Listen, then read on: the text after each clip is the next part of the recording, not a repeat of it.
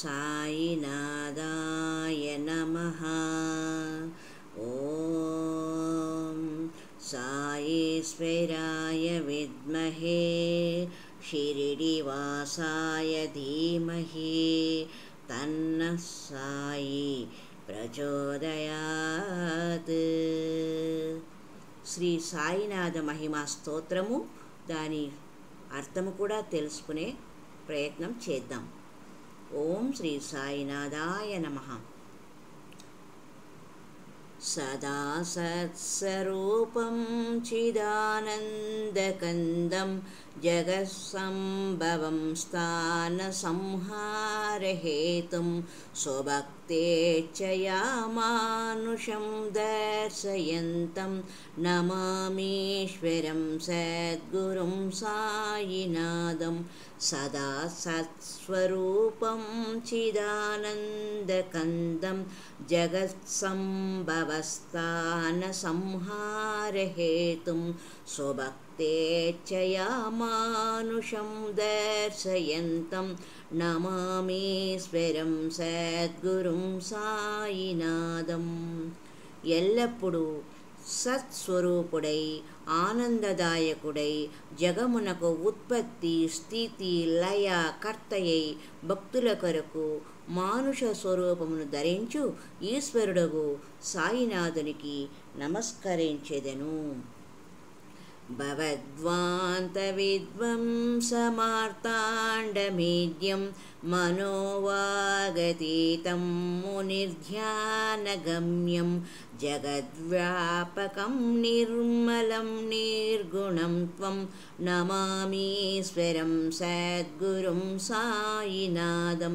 భవద్వాంతవిద్వంసమార్తాండమీడ్యం మనోవాగతీతం మునిర్ధ్యానగమ్యం జగద్వ్యాపకం నిర్మలం నిర్గుణత్వం నమామీశ్వరం సద్గురుం సాయినాథం. సంసారమనే చీకటిని పోగొట్టు సూర్యుడు, మనస్సునకు వచనమునకు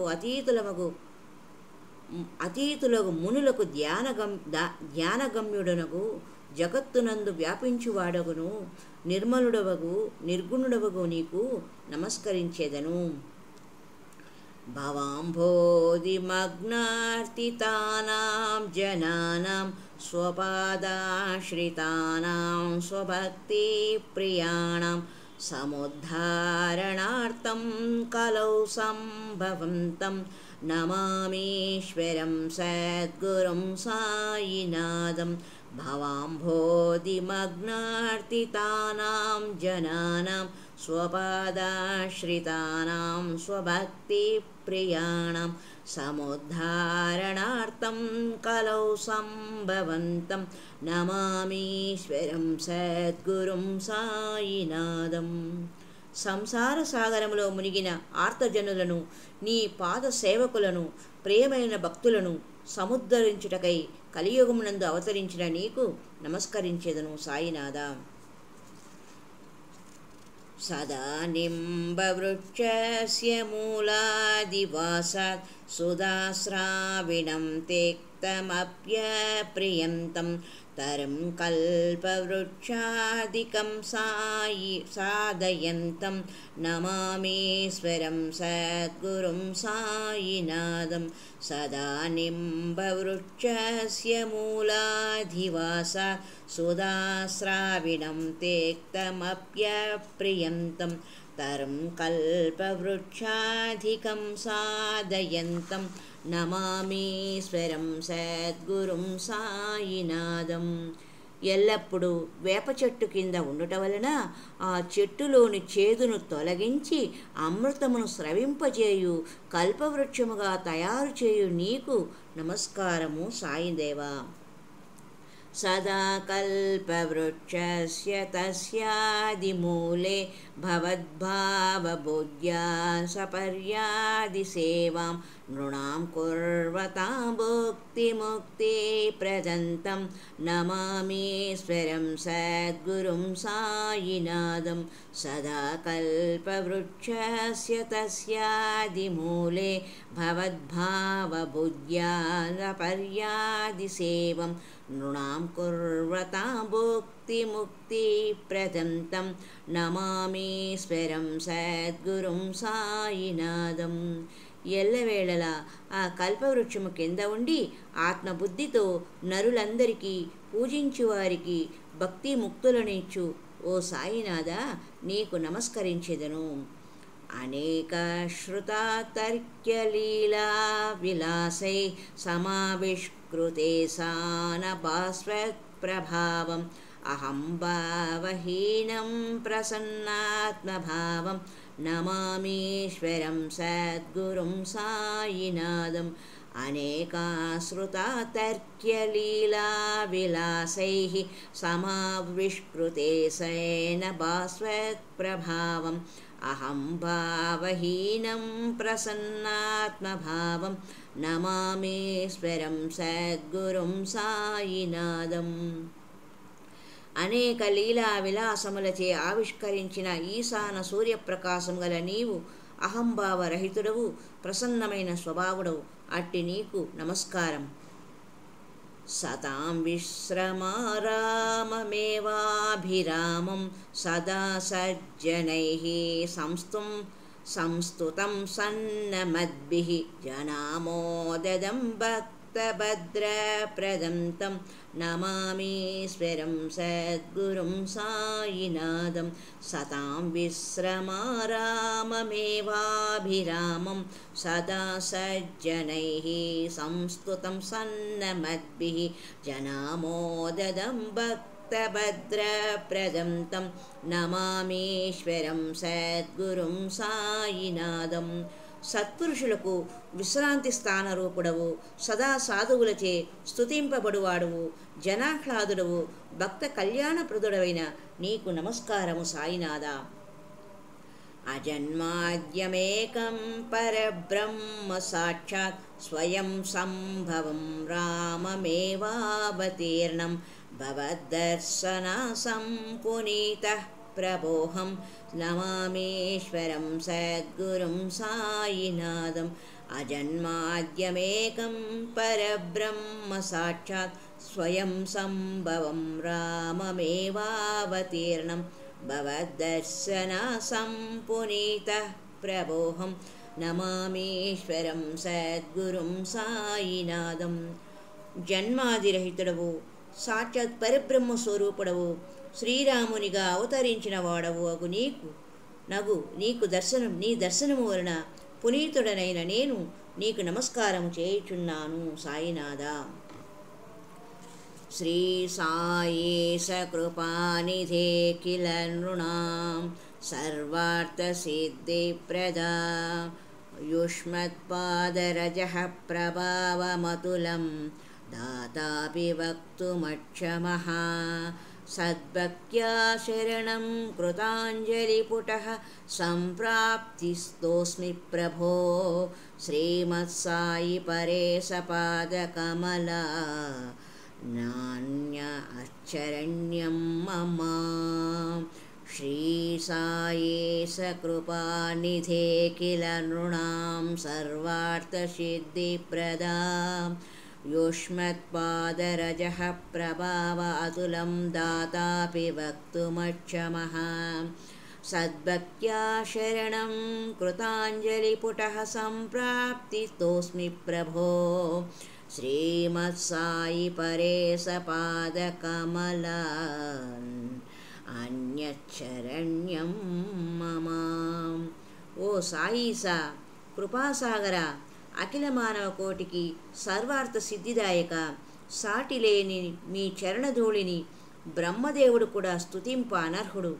సద్భక్తితో చేతులు జోడించి నిన్ను శరణు పొంది తిని ప్రభో, నీ పాదకమలములు తప్ప నాకు వేరు శరణ్యము లేదు. సాయినాథాయ నమః. సాయి రూపధర రాఘవోత్తమం भक्तकामविबुधद्रुमं प्रभुं माययोपहतचित्तशुद्धये चिन्तयाम्यहर्निशं मुधा सायिरूपधर राघवोत्तमं भक्तकामविबुधद्रुमं प्रभुं माययोपहतचित्तशुद्धये చింతయామ్యహర్నిశం ముదా. సాయి రూపమును ధరించిన రాఘవోత్తముని భక్త కార్య కల్పద్రుమమును ప్రభువును మాయచే వ్యాకులమైన చిత్తశుద్ధి కొరకు రేయింబవళ్ళు ధ్యానించేదను. ఓం శ్రీ సాయినాథాయ నమః. శరత్సుధాం సుప్రతిమ ప్రకాశం కృపాతపత్రం తవ సాయినాథ త్వదీయపాదాబ్జ సమాశ్రితానాం స్వచ్ఛాయయా తాపమపాకరోతు. శరత్సుధాం సుప్రతిమ ప్రకాశం కృపాతపత్రం తవ సాయినాథ త్వదీయపాదాబ్జ సమాశ్రితానాం స్వచ్ఛాయయా తాపమపాకరోతు. శరచ్చంద్ర కిరణము వలె ప్రకాశించు దయాసాగరుడవగు సాయినాథ, నీ పాదకమలములను ఆశ్రయించిన వారికి ఆశ్రయము వసంగి వారి తాపములను ఉపహరించుము.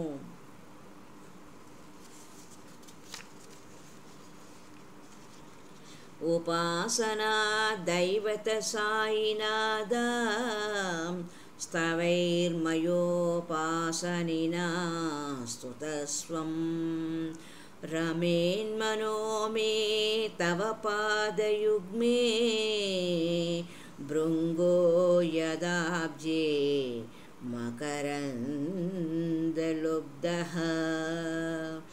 ఉపాసనా దైవత సాయినాథ స్తవైర్మయోపాసనానినా స్తుతస్వం రమేన్మనో మే తవ పాదయుగ్మే భృంగో యదాబ్జే మకరందలుబ్ధః. ఉపాసనా దైవతమగువో సాయినాథ, ఉపాసకుడనైన నాతో నీవు స్తుతింపబడుచున్నావు. మకరంతలుబ్ధమైన తుమ్మిద కమలమునందు రమించినట్లు నీ పాదయుగ్మముపై సదా నా మనస్సు రమించుగాక. ఓం శ్రీ సాయినాథాయ నమః. అనేక జన్మార్జిత పాప సంక్షయో భవేద్భవత్పాద సరోజ దర్శనాత్ క్షమస్వ సర్వాన్ అపరాధ పుంజకాన్ ప్రసీద సాయి సగురో దయానిదే. అనేక జన్మార్జిత పాప సంక్షయో భవత్పాద సరోజ దర్శనాత్ క్షమస్వ సర్వాన్ అపరాధ పుంజకాన్ ప్రసీద సాయి సగురో దయానిదే. నీ చరణ కమల దర్శనముచే అనేక జన్మలందు చేసిన పాపకర్మలు నశించును. దయానిధి, నా అపరాధములన్నింటినీ క్షమించి ప్రసన్నుడు అగుము. శ్రీ సాయినాథ చరణామృత పూర్ణచిత్తాః తత్పాద సేవనరతా సతతం చ భక్త్యా సంసారజన్య దురితౌగ వినిర్గతాస్తే కైవల్యధామ పరమం సమవాప్నువంతి. శ్రీ సాయినాథ చరణామృత పూర్ణచిత్తాః తత్పాద సేవనరతా సతతం చ భక్త్యా సంసారజన్య దురితౌగ వినిర్గతాస్తే కైవల్యధామ పరమం సమవాప్నువంతి. ఎవరైతే శ్రీ సాయినాథ చరణామృతము చేత పవిత్రమైన చిత్తము కలవారో, సదా భక్తి చేత తత్పాద సేవ నరుతులో, వారు సంసార నివారణలై పరమ పదవిని పొందుదురుగాక. ఓం శ్రీ సాయినాథాయ నమః. స్తోత్రమేతత్ పఠేద్భక్త్యా యో నర సన్మనా సదాః సద్గురోః సాయినాథస్య కృపాపాత్రం భవేద్ధ్రువం. స్తోత్రమేతత్ పఠేద్భక్త్యా యో నర సన్మనః సదా సద్గురోః సాయినాథస్య కృపాపాత్రం భవేద్ధ్రువం. ఏ నరుడు తన్మయత్వము పొంది ఈ స్తోత్రమును భక్తి చేత పఠించునో అతను సద్గురు సాయినాథుని కృపకు పాత్రుడు అగునని సాయినాథుని మాట. హరి ఓం తత్సత్. ఓం శ్రీ సాయినాథాయ నమః. ఓం శ్రీ సాయినాథాయ నమః. ఓం శ్రీ సాయినాథాయ నమః. సమస్త సద్గురు సాయినాథ్ మహారాజ్ की जय.